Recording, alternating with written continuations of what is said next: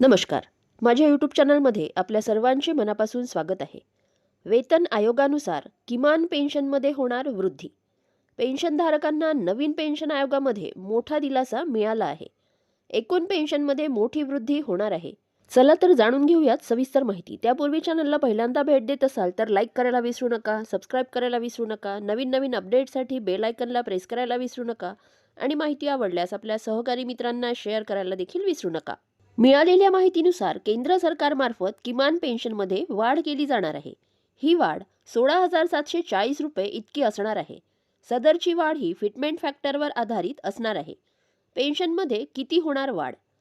सरकार पेन्शनधारकांच्या किमान पेन्शनमध्ये मोठी वाढ करण्याचा विचार करत आहे.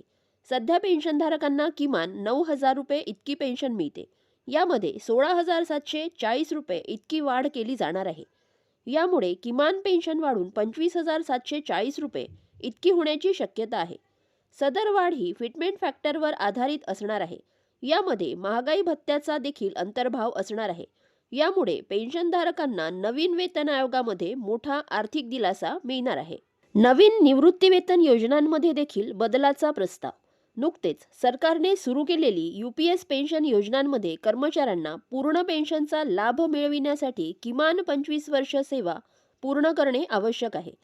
तर निवृत्तीपूर्वीच्या शेवटच्या 12 महिन्यातील त्यांच्या मूळ वेतनाच्या 50% रक्कम इतकी पेन्शन म्हणून निश्चित केली जाणार आहे.